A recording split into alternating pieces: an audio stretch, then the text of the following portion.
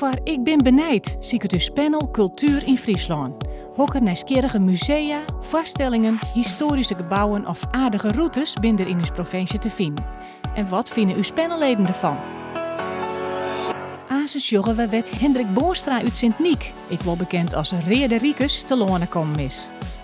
En trouwambtenaar Lidwien is altijd enthousiast, zo ze het joertik aardig vinden.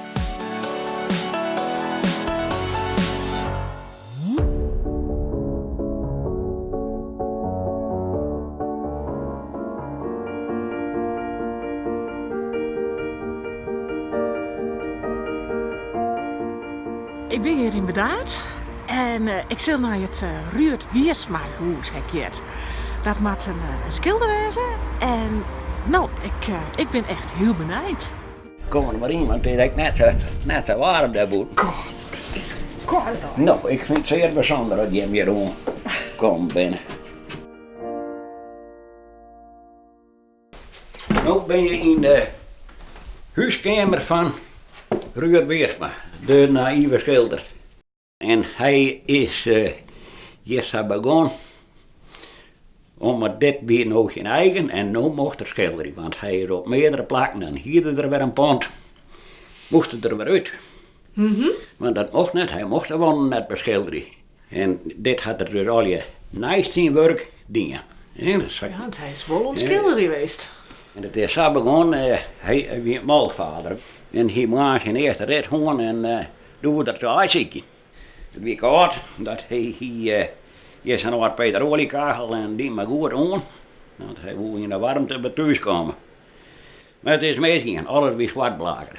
Het slimste eraan en je doet het met klaar de graaf op papier en dat er doorheen. En zo is Ruud begon te schilderen. Ja. Dus het was hartstikke wit en hij dacht van nou, dat vind ik wel wat erg wit, daar moet maar wat op. Hier is eigenlijk in maken wat hij deed een heel producent kwam. Hij was echt wel een man, een natuurman. En je ziet echt heel vaak, like daar onder ons, die boord met maltbussen en zo, dat zie je heel vaak bij weer omkomen in zijn werk. Dat is Ruud Wiersma zelf, zag ik hem heel goed kennen. Hij is geboren in de Geert, Rensenbegeest, staat er in het Nederlands. In een iets wat jarmoerige, nou zeg ik dan wat zei op die onderste treden van de leider. En doet Ruud de leeftijd van de puberteit, zeg maar, bereikt hij, toen kreeg er een hierziekte. En dat had blauwende keelheid bij hem veroorzaakt. En toen Ruud zondje hier weer ook, had zijn mama een het leven maken terug, zelf verdrinken. En dat was net makkelijk. En daardoor is het misschien ook gebeurd dat er nogal wat rebels waren. Het was wel een mondje, ja, dat is een kwart voor de kop. Hè? Maar het was wel recht zei, met keren verder is niks aan. Hoe langer ik ernaar zag, hoe meer had ik zag. Al je vrouwen. En het win, nou toch echt vrouwen, had ik dat zo zag. Daar het er wel vormen aan, jong. Dan gaan we hier, zo. Dit neem ik dan de Bijbelse hoek.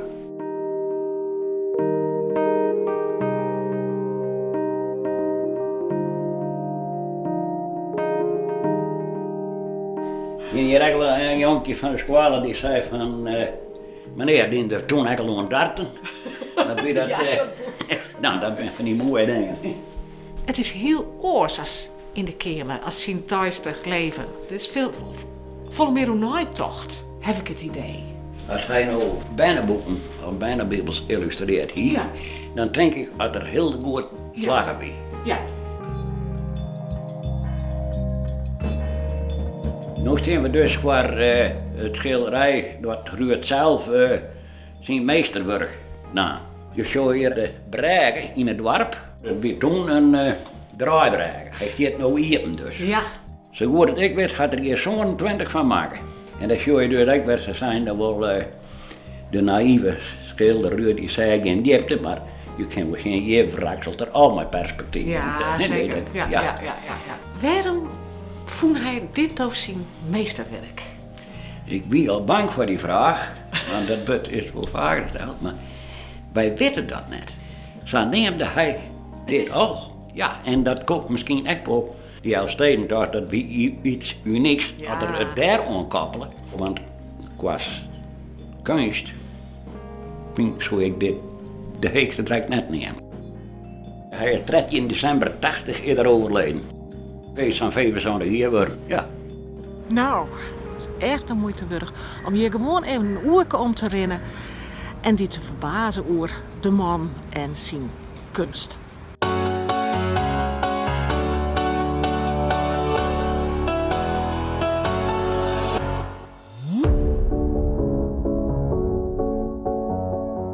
Het tweede uitstapje is van pedagogisch meewerker en jonger Hendrik Boonstra uit Sint-Niek. Dus Jen wat er daarvan vindt. Het is prachtig mooi waar, een mooie winterdooi. Daar horen wij Friesen wel van. En we zijn hier bij het resort om te zien waar ik al in kom en wie ik ben. Wat ik vooral ben en hoe Fries ik al ben. Ik ben hartstikke benieuwd. Nou, goeie. Goeiedag, Hendrik Boonstra. Johan Steendam. Altijd klaar, hoe is het? Ja, best. Mooi. De woord wat meer weten van de geschiedenis en van de Friese geschiedenis. Ja, ik ben benieuwd. Ja,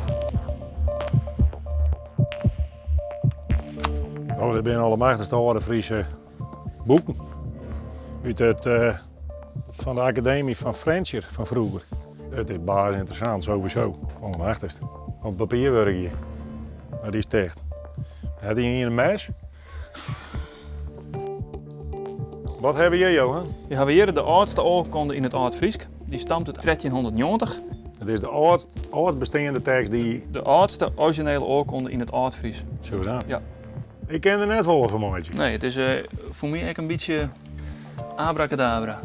Mooi spul. Ja, Ik krijg ook in tietmachines, weet je. nou ja. Rembrandt. Ja, De tweede naam, was die tweede? Harmenszoon. Harmenszoon van Rijn. Ja, nou die kennen we natuurlijk al, ja.